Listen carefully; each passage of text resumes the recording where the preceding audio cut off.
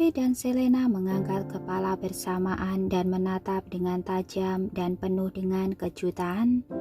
Dylan lalu melanjutkan, "Aku memiliki sifat yang buruk, sehingga telah membuat begitu banyak orang memusuhiku. Tidak sedikit orang yang menginginkan nyawaku. Ledakan pada gedung yang terjadi hari ini sebenarnya sedang menargetkan aku." Wajah Selena langsung tampak pucat. Jika seperti yang Dylan katakan, maka itu berarti apa yang dia katakan tadi kepada Alicia.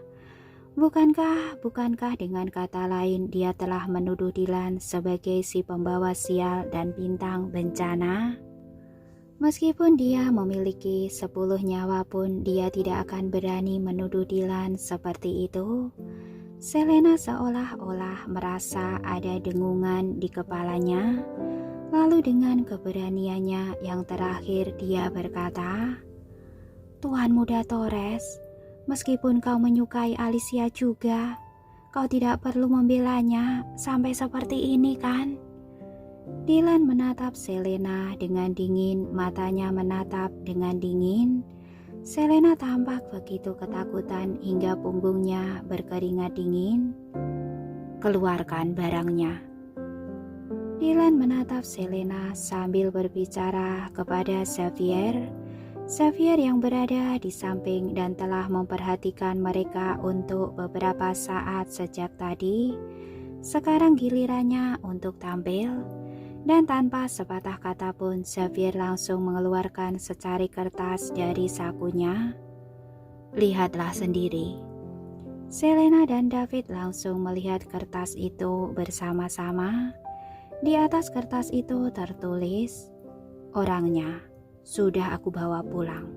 Dan malam ini Dylan harus menyerahkan nyawanya kepadaku untuk menenangkan anak buahku yang ketakutan." Setelah Selena membaca tulisan yang tertulis di atas kertas itu, seluruh tubuhnya langsung bergetar. Ternyata gedung ini benar-benar meledak karena Dylan. Mata Dylan tampak seperti danau beku. Dia menatap Selena dengan tajam dan berkata, "Apakah kau sudah melihat dengan jelas?" Dahi Selena langsung meneteskan keringat dingin. Selena memaksakan senyumnya dan berkata, Ternyata begitu. Sepertinya aku telah salah paham." Dylan mengangkat sedikit dagunya dan berkata, "Tidak masalah jika kau salah paham dengan Alicia, tetapi kau barusan menyebutku sebagai bintang bencana. Bagaimana kau menjelaskan masalah ini?" Selena bergidik ketakutan, lalu dengan bibir gemetar dia berkata, Salah paham saja. Itu semua hanya salah paham. Tuan Muda Torres, aku tidak mengatai Anda. Anda tahu itu. Bahkan jika aku punya 10 nyawa pun, aku tidak akan berani mengatai kau sebagai bintang bencana." "Benarkah?" Dylan berkata dengan dingin, "Tetapi telingaku tidak ada masalah. Tuan Sebastian, menurutmu, apa yang seharusnya kita lakukan dengan hal ini?" David sangat marah sekali. Selena ini hanya bisa membuat masalah saja. Dia tak hanya merusak kesan baik Alicia di benak Dylan, tetapi juga sekaligus menyinggung Dylan. David merasa begitu marah dan sekaligus takut. Jadi pertama-tama dia membungkuk dan meminta maaf kepada Dylan. Kemudian dia berbalik dan menampar wajah Selena. Biasanya dia melakukannya di rumah, tetapi kali ini dia melakukannya di depan umum. Ada begitu banyak mata dan wartawan yang sedang menatapnya. Selena merasa sakit hati dan dipermalukan. Tetapi dia juga tidak berani marah ataupun mengatakan apa-apa. Jadi mau tak mau dia hanya bisa menerima tamparan dari David di wajahnya dengan penuh rasa malu. Akhirnya Alicia melangkah maju untuk menghentikan David dan membujuk, Papa, jangan memukulinya lagi. Ada begitu banyak orang yang sedang menatap kita. Jika kau benar-benar marah, lebih baik biarkan Tante pergi ke kuil untuk tinggal bersama adikku selama beberapa waktu. Nanti ketika Tante sudah selesai introspeksi diri, baru dijemput pulang saja. Selena langsung mengangkat kepalanya dan menatapnya dengan tajam. Alicia, beraninya kau mengusirku?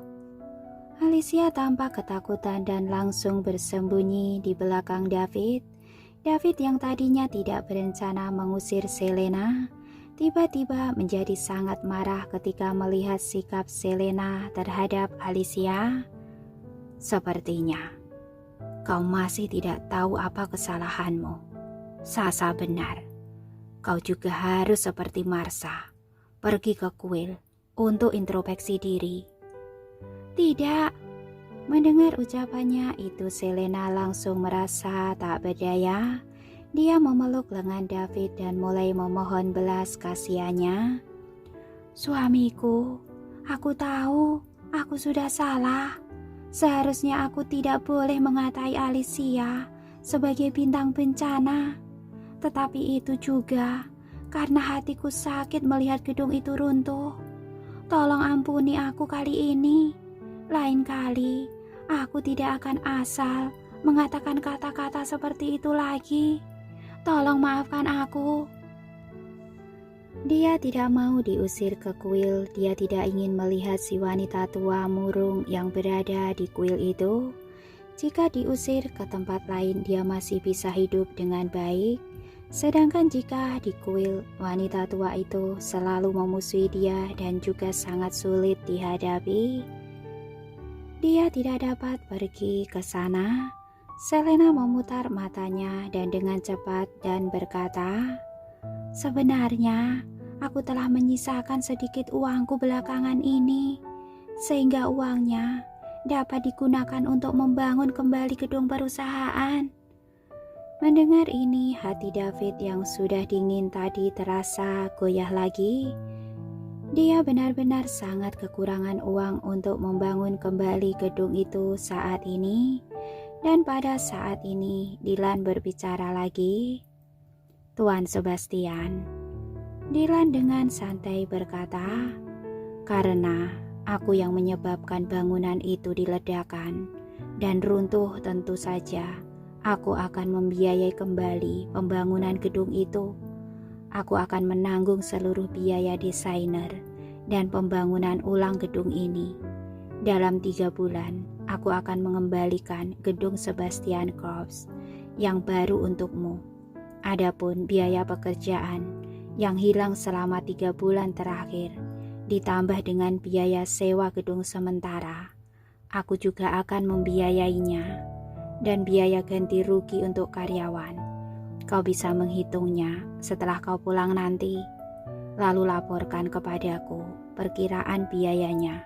Aku akan meminta Departemen Keuangan aku untuk mentransfer uangnya kepadamu. Biarkan keuangan saya ditransfer langsung kepada Anda. Mata David langsung berbinar. Gedung ini sudah sangat tua dan sekarang Dylan tidak hanya membantunya membiayai pembangunan ulang gedung ini, tetapi dia juga bahkan bersedia membiayai sewa gedung sementara. Dengan begitu, dia juga dapat mereguk sedikit keuntungan darinya. Ditambah dengan ledakan ini, Alicia telah membantu membuat para karyawan untuk lebih loyal kepadanya.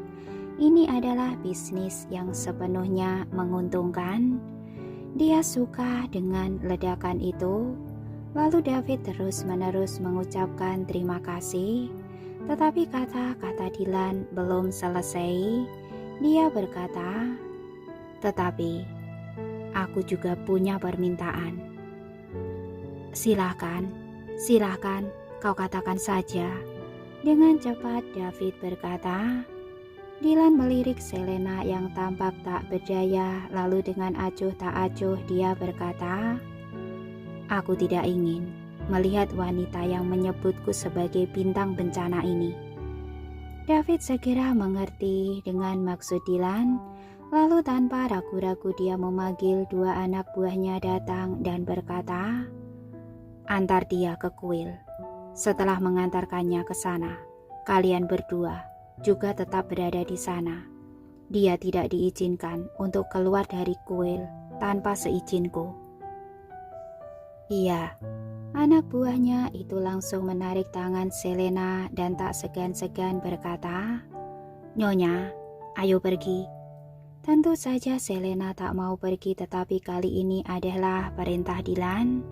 Dia bukan Marsha. Selena tahu bahwa persidangan sudah lewat, jadi dia berhenti memohon belas kasihan dari mereka. Setelah mengatakan tunggu sebentar kepada anak buah David, lalu dia menghampiri Alicia dan berjalan sampai di depannya. Sambil memegang lengan Alicia dengan tatapan tulus, dia berkata, "Sasha, ini salah Tante. Ketika panik, Tante telah sembarangan bicara. Kau harus bisa memaafkan Tante. Nanti ketika Tante sudah sampai di kuil, Tante akan introspeksi diri dan selalu berdoa untukmu dan keluarga." Alicia melirik Selena dengan heran. Selena lebih cerdas dari Marsha sehingga dapat lebih bersabar. Alicia melirik ke samping dan melihat ekspresi David yang tidak semarah sebelumnya.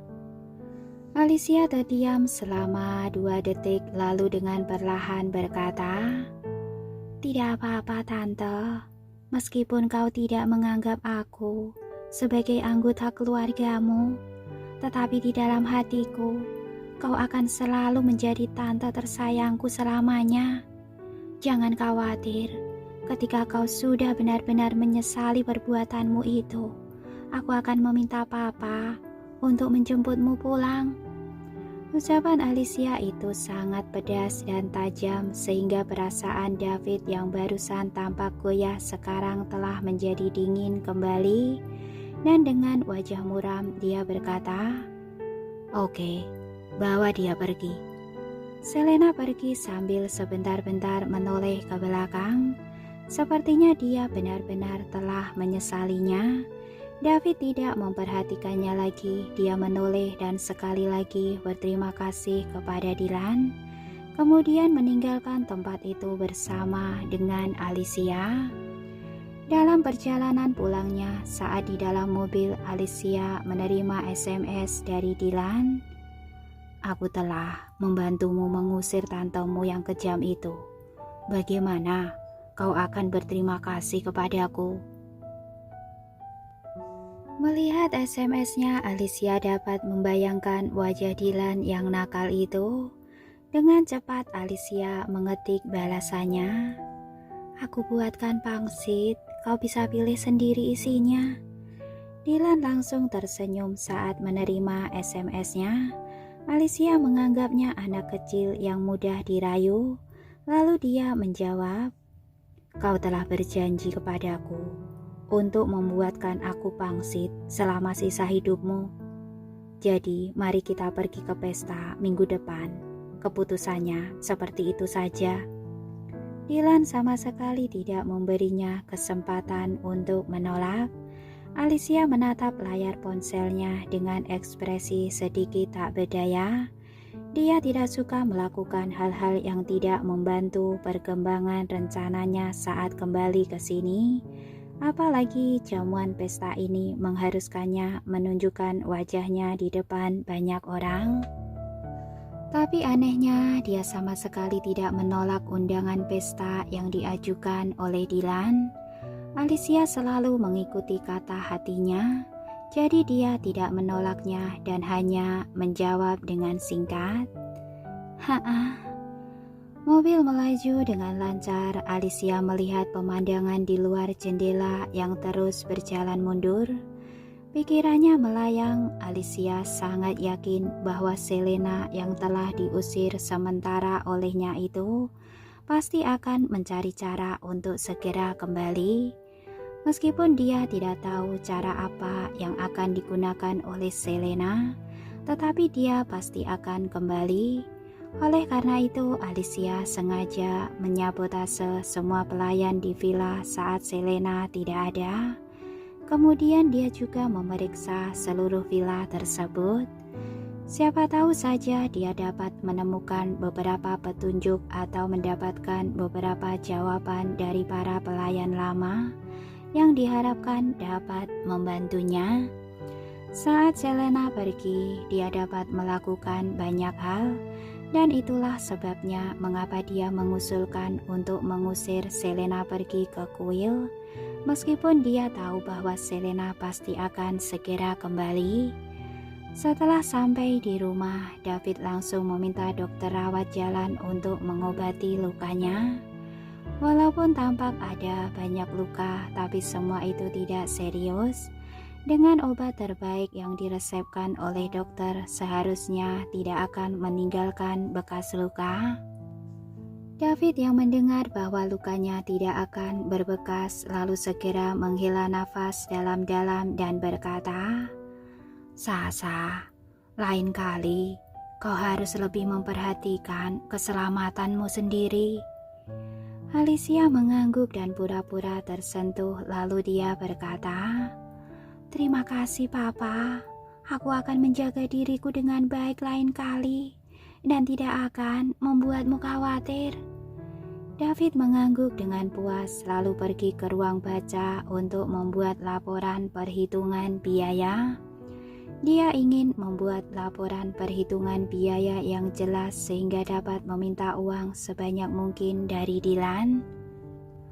Beberapa tahun terakhir ini, proyek-proyek perusahaan yang seharusnya menghasilkan keuntungan tetapi entah mengapa tetap saja merugi. Dan jika terus berlanjut seperti ini, perusahaannya tidak akan dapat bertahan lebih lama lagi.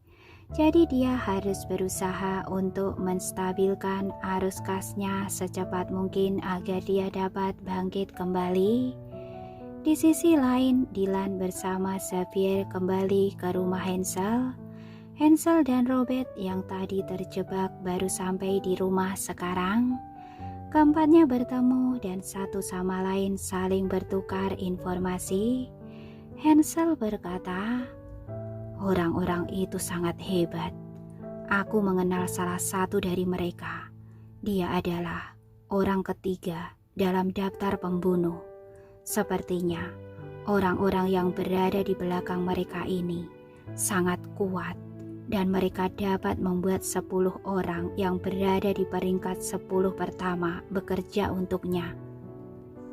Robert mengulurkan tangannya untuk memeriksa luka di tubuh Dylan. Dan saat menemukan tidak ada luka yang serius, dia merasa lega.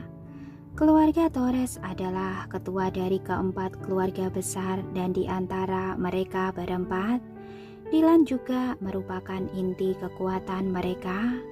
Jika sampai terjadi sesuatu kepada Dylan, maka mereka bertiga pasti akan dihajar dengan keras oleh orang yang berada di balik layar ini. Tentu saja perhatian Robert terhadap Dylan sudah jauh melampaui hubungan persaudaraan saja. Robert menghela nafas dengan lega, lalu dengan marah dia menggetakkan giginya dan berkata, "Orang itu adalah ular berbisa yang bersembunyi di pojokan. Kita tidak tahu siapa dia, tidak dapat menemukannya. Kita sama sekali tidak dapat melawannya." "Siapa bilang kita tidak bisa menemukannya?" ujar Dylan dengan ringan dan tanpa ada kebanggaan tersembunyi di dirinya. Robert dan Hansel langsung bertanya dengan bersamaan, "Apa maksud ucapanmu ini?" Dylan mengalihkan pandangannya dan Xavier yang berada di belakangnya melangkah maju dan berkata, "Bos besar kami telah menemukan perkiraan lokasi mereka. Aku akan bertanya kepadanya nanti. Seharusnya dia dapat memberikan perkiraan letak lokasinya." Hansel menatap dengan bingung dan bertanya, Bos besar kami? Bos besar yang mana? Bukannya Xavier adalah peretas paling hebat di seluruh Kyoto?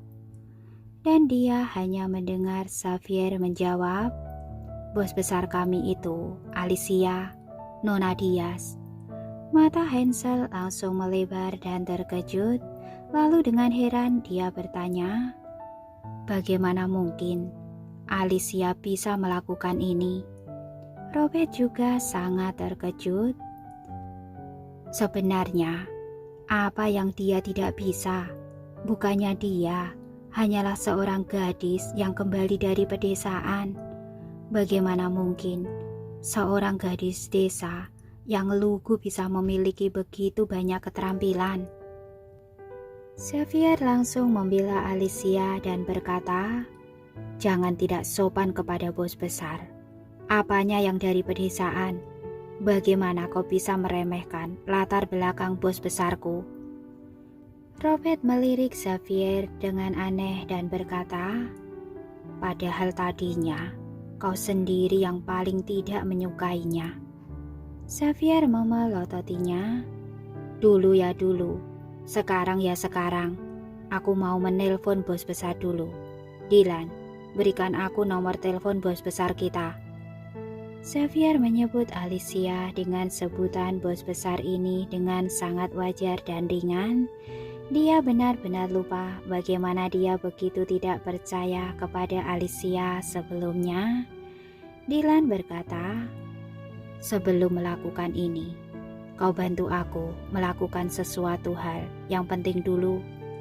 Xavier bertanya dengan curiga, apa itu? 10 menit kemudian, Dylan bersama Xavier mendatangi brankas sebesar lemari di rumah Xavier yang dijaga dengan baik. Brankas keluarga Xavier ini berisi banyak perhiasan antik. Seluruh brankas itu sangat rapat sehingga nyamuk pun tidak bisa masuk ke dalam. Jadi sangat aman sekali. Xavier membuka pintu lemari itu dan bertanya, barang berharga apa yang ingin kau simpan di sini sampai harus menggunakan brankasku?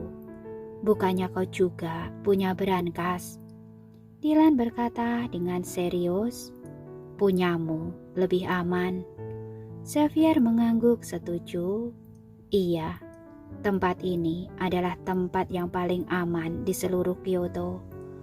Orang yang kita tangkap itu seharusnya aku kurung di brankas aku ini. Tetapi sebenarnya apa yang ingin kau simpan? Dylan tidak menjawab, dia hanya berkata, buka dulu pintunya. Oh, baiklah. Xavier meminta beberapa pengawal yang menjaga pintu brankas itu untuk pergi dan membuka kunci terakhir, yaitu dengan menggunakan membran pupil.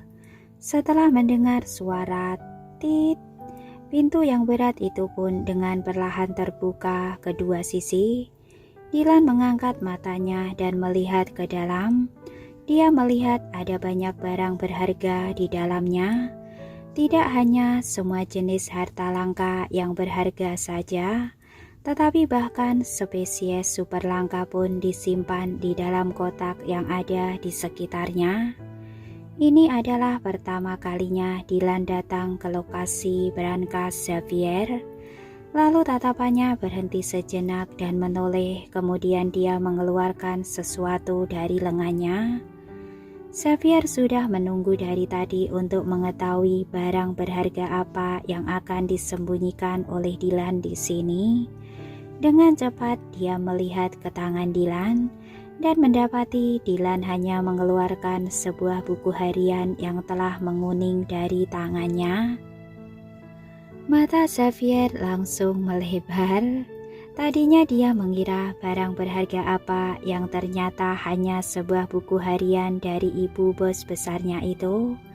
Tiba-tiba untuk sesaat Xavier ingin memaki dengan keras. Dia sangat yakin bahwa barang termurah di brankas sebesar lemarinya adalah emas yang nilainya pun sudah pasti 100 kali lipat daripada buku harian tua itu.